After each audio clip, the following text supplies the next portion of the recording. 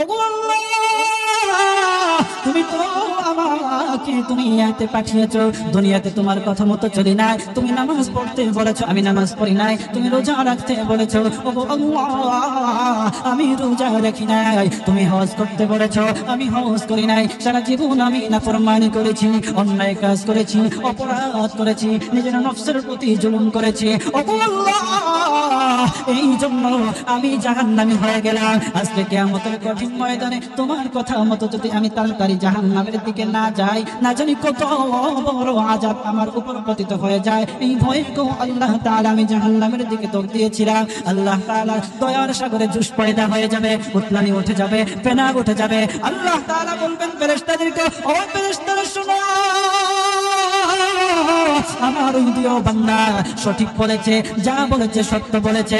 আমি আল্লাহ তাআলার এত দয়া, আমি আল্লাহ তাআলার এত মায়া।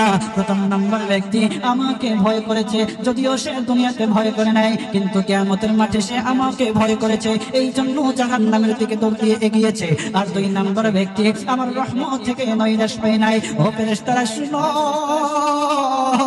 ফেরেশতারা আমার ওই প্রিয় বান্দাকে জান্নাতে নিয়ে যাও। মুসলমান বাবাজি, আল্লাহ তাআলা ওই বান্দাকে আমলনামা ওজন করার পরে দেখা যাবে বান্দার আমলনামায় নেকির পাল্লাটা পাতলা হয়ে গেছে, আর তার বদির পাল্লাটা, তার গুনার পাল্লাটা ভারী হয়ে গিয়েছে। আল্লাহ তাআলা ফেরেশতাদেরকে আদেশ দিয়ে বলবেন, ও ফেরেশতারা, যাও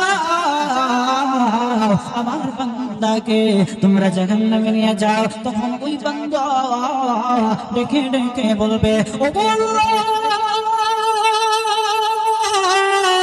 ও মালিক, তুমি ছাড়া তো আমাদের আর কেউ নাই, তুমি তো একমাত্র মালিক। আল্লাহ গো, তুমি তো একমাত্র মাফ করনে ওয়ালা। ও গো আল্লাহ, তুমি আমাকে মাফ করে দাও। তুমি তো একটা আয়াত নাযিল করেছিলে, বিসমিল্লাহির রহমানির রহিম। ও আল্লাহ, এই আয়াতের মধ্যে রহমান এবং রহিম শব্দ দুইটা আছে। ও আল্লাহ, তুমি না রহমান, তুমি না রহিম। আজকে কিয়ামতের কঠিন ময়দানে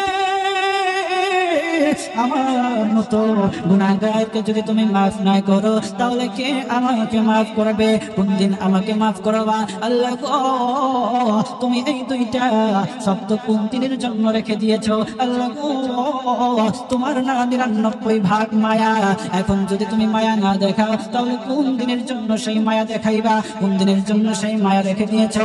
আল্লাহ তাআলাকে বান্দা যখন এইভাবে বলতে থাকবে, আল্লাহ তাআলা আরো সে দয়ার সাগরে জোশ পয়দা হয়ে যাবে। আল্লাহু আকবার, আরো জোরে বলেন আল্লাহু আকবার।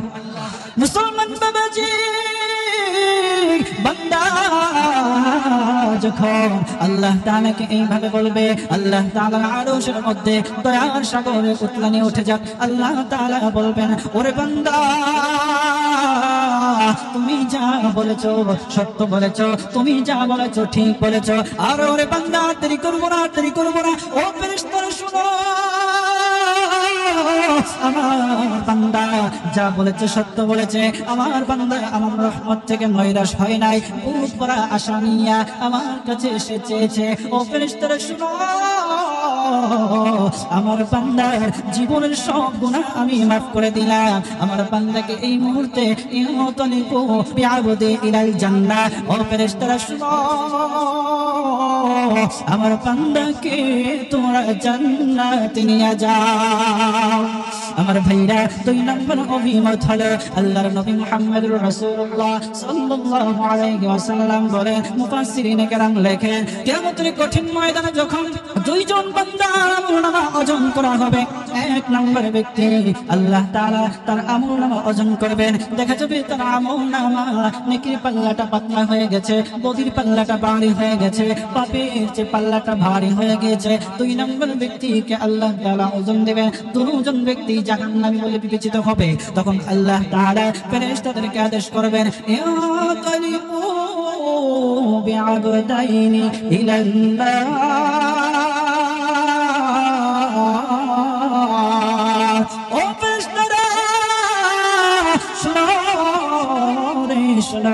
আমার এই প্রিয় বান্দাকে তোমরা জাহান্নামে নিয়ে যাও। বান্দাকে যখন জাহান্নামের দিকে নিয়ে যাওয়া হবে, বান্দাকে নিয়ে যাওয়ার সময় একজন বান্দা জাহান্নামের দিকে দৌড় দিয়ে আগাইতে থাকবে, আর একজন সামনের দিকে একটু আগাইবে আবার পিছন দিকে তাকাইবে, সামনের দিকে একটু আগাইবে আবার পিছন দিকে তাকাইবে। আল্লাহর লীলা খেলা, আল্লাহর ভালোবাসা পূজা করতে ওই দিও বান্দাকে আল্লাহ তাআলা ফেরেশতাদেরকে আদেশ করে বলবেন, ফেরেশতা শোনো, আমার ওই দিও বান্দাকে আমার সামনে নিয়ে আসো। আল্লাহর সামনে যখন ওই বান্দাকে নিয়ে আসা হবে, আল্লাহ তাআলা বলবেন, ওরে বান্দা কেন রে তুমি জাহান্নামের দিকে দৌড় দিয়ে আগাইতেছিলে?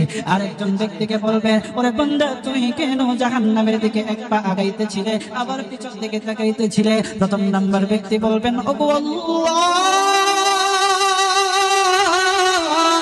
ওগো মালিক, তুমি তো একটা আয়াত নাযিল করে দিয়েছিলে, লা তাকনাতু মিন রাহমাতিল্লাহ। ওগো আল্লাহ, তোমার রহমত থেকে নৈরাশ না হইতে। দুই নম্বর ব্যক্তি এইটা বলতে থাকবে, আমি তোমার রহমত থেকে নৈরাশ হই নাই, এই জন্য সামনের দিকে এক পা আগাই আবার পিছন দিকে তাকাই, কবে জানি আপনার দয়া হয়ে যায় আর আপনি আল্লাহ তাআলা ডাক দিয়ে আমাকে মাফ করে দেন। আল্লাহু আকবার। দুই নম্বর ব্যক্তি কথা বলল, প্রথম নম্বর ব্যক্তি বলল, ও আল্লাহ, তুমি তো আমাকে দুনিয়াতে পাঠিয়েছো, দুনিয়াতে তোমার কথা মতো চলি নাই, তুমি নামাজ পড়তে বলেছো, আমি নামাজ পড়ি নাই, তুমি রোজা রাখতে বলেছো, ও আল্লাহ, আমি রোজা রাখি নাই, তুমি হজ করতে বলেছো, আমি হজ করি নাই, সারা জীবন আমি নাফরমানি করেছি, অন্যায় কাজ করেছি, অপরাধ করেছি, নিজের নফসের প্রতি জুলুম করেছি, ও আল্লাহ, এই জন্য আমি জাহান্নামী হয়ে গেলাম। আজকে কিয়ামতের কঠিন ময়দানে তোমার কথা মতো যদি আমি তাড়াতাড়ি জাহান্নামের দিকে না যাই, না জানি কত বড় আযাব আমার উপর পতিত হয়ে যায়। এই ভয়ে গো আল্লাহ তাআলা আমি জাহান্নামের দিকে দৌড় দিয়েছিলাম। আল্লাহ তাআলা দয়ার সাগরে জুস পয়দা হয়ে যাবে, উতলানি উঠে যাবে, ফেনা উঠে যাবে। আল্লাহ তাআলা বলবেন ফেরেশতাদেরকে, ও ফেরেশতারা শোনো, আমার প্রিয় বান্দা সঠিক বলেছে, যা বলেছে সত্য বলেছে, আমি আল্লাহ তাআলার এত দয়া, আমি আল্লাহ তাআলার এত মায়া। প্রথম নম্বর ব্যক্তি আমাকে ভয় করেছে, যদিও সে দুনিয়াতে ভয় করে নাই, কিন্তু কিয়ামতের মাঠে সে আমাকে ভয় করেছে, এই জন্য জাহান্নামের দিকে দৌড় দিয়ে এগিয়েছে। আর দুই নম্বর ব্যক্তি আমার রহমত থেকে নৈরাশ হয়ে নাই। ও ফেরেশতারা শুনো, ফেরেশতারা আমার ওই প্রিয় বান্দাকে জান্নাত নিয়ে যাও।